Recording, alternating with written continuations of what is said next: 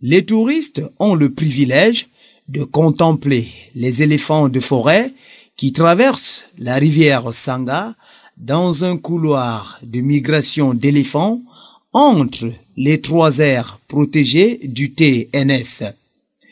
Les touristes ont également la possibilité de pratiquer la pêche sur la rivière Sangha et de remonter le cours du dit fleuve en pirogue, apercevant ainsi le paysage pittoresque qu'offre la région. Quant aux clairières, des clairières forestières de grande superficie, parfois la taille d'un terrain de football, se trouvent dans le parc national de Lobeke. Ces clairières, encore appelées baies, sont riches en salines. Elles constituent de véritables attractions pour la faune.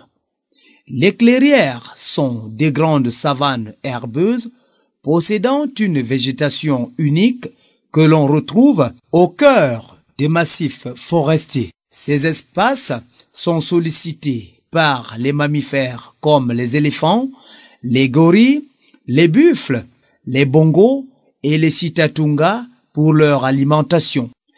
Des tours d'observation, ou si vous préférez miradors, ont été construits dans ces baies. Les miradors sont des structures en bois qui servent de plateforme pour l'observation des animaux en visite dans les clairières. Ces structures sont capables de supporter le poids de 5 personnes.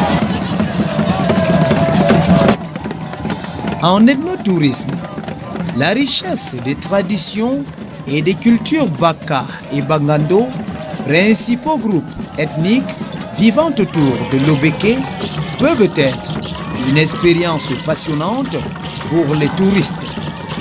Ici, 2 manifestations importantes marquent le paysage culturel. Le Djengi, festival culturel organisé chaque année par les peuples Baka pour introduire de nouveaux membres dans cette société hautement spirituelle, et les expéditions de chasse traditionnelles. Parmi les autres manifestations culturelles aussi importantes, on peut citer la célèbre danse de la tortue Baka et le festival culturel Molando, organisé dans la ville de Mulundu, située au sud du parc. Les populations autochtones produisent un artisanat de qualité à partir des essences de valeur telles que l'ébène et le sapeli. À l'aide des palmiers raffia, ils confectionnent des paniers, des nattes et autres objets. Djembe dispose de 6 bungalows avec des toilettes internes. Les bungalows sont équipés de 2 lits chacun. Une salle de conférence et une cuisine y ont également été construites.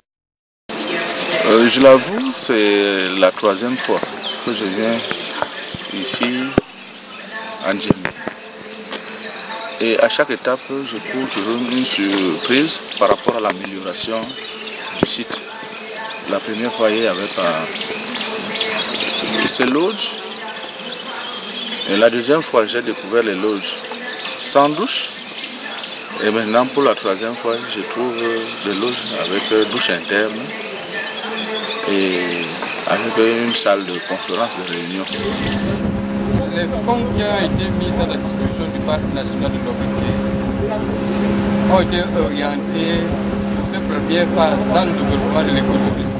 Nous avons, depuis la mise en place des infrastructures extrêmement, nous avons reçu en moyenne 5 groupes de touristes. Et chaque groupe en moyenne se composait de 5 personnes, donc vous pouvez facilement faire le calcul. Par mois, je peux dire 0, mais si on parlait dans les statistiques annuelles, on recevait un groupe de touristes par an en moyenne à la base de Djembe. Mais actuellement, je vous ai dit, à l'espace de 3 mois, nous avons reçu en moyenne 5. Djembe est relié au reste du monde grâce à la présence du réseau de téléphonie mobile MTN. Les visiteurs peuvent dès lors avoir accès à Internet si il dispose d'un disque flash USB MTN et d'un ordinateur portable. Nous voici au Kankombo. Le Kankombo est basé à Mambélé, village situé à environ 24 km de l'entrée principale de Lobeke. Le Kankombo est entouré par la forêt vierge. Il offre un cadre tranquille de réflexion et de repos.